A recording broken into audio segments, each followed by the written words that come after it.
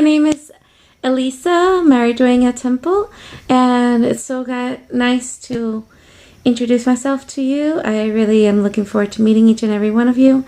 I am going to speak to the question, why do I consider myself an artist? Well, I believe that ever since I was pretty young, I've had an artistic eye. I love working with colors, I love working with textures, and when I was in high school, I actually did the International Baccalaureate of Art. So I took Arts International Baccalaureate program and did the exam, and I didn't get the greatest grade, but I didn't get the worst grade either. I was able to do my own little exhibit, and it was phenomenal. I presented 23 pieces. My style and the tools that I use have definitely evolved since then. What has remained has been like my fascination with color and color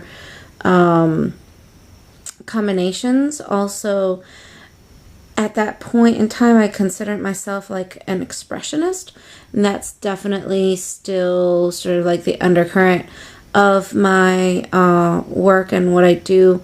I definitely do it as a way to like be able to express or be able to bring forth symbols and combine and bring forth meaning, be able to process things in my life as well. So some examples that I have are this. I really got into mixed media assemblage art sort of on my own. Formerly, I've done sculpture and collage and stuff like that, even like metal casting sculpture, which was amazing. I still can't believe that I got the chance to do that. But when I got into mixed media assemblage art, it was sort of like my own little exploration. This is an example of that. That's mica, and that's an image transfer. I sort of have not the best confidence in myself in my drawing abilities, so anything that allows me to do like collage work or transferring images, sort of cheating, oops, is welcome by me.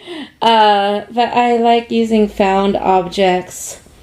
There's like geodes, and there's pieces of watches, pieces of like jewelry. There's even moss and usnea there. There's old beads and 1950s little flowers, and lots of different pieces have gone into this.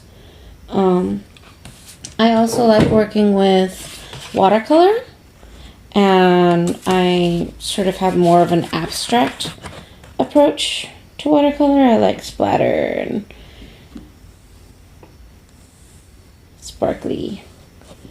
And I'm sort of starting to explore the idea of creating watercolor bases on simple paper to be able to do stationery, like my own stationery, and have that be even more beautiful and important to the person that I share the letters with eventually. I feel that even though I've definitely had some base as an artist in terms of like education, I so crave so much more. I would love to learn pottery. I would love to learn ceramics. I would love to learn more techniques in terms of art and what I can create. I do consider myself a dancer too.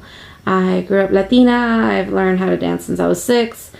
One of my favorite memories were sort of sad too, but when I was little, I danced around at my aunt's birthday party. They said, we're going to do a dance competition. And it was sort of like a slow techno sort of dance, music. And I sort of took over the whole space, and people literally were crying afterwards because I was very much a lonely child. At that point, it has just sort of all poured out of me. Ever since then, I've definitely, I've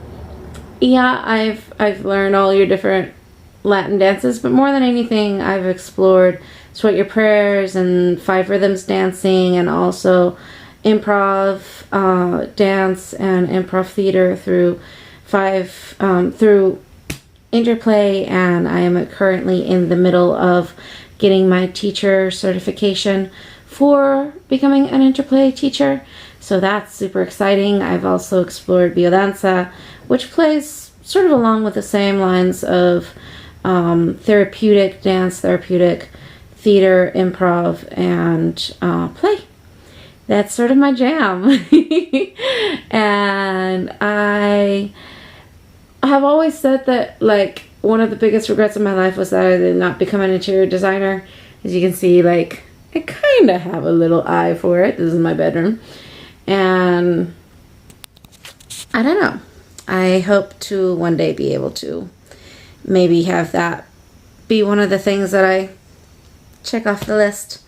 But as far as my soul calling and as far as everything in my life coming together perfectly to be able to serve a life purpose, I feel that this master's is where it's at for me right now, and it couldn't be more perfect and more beautiful. I'm so excited, and I can't wait to see you guys. Bye.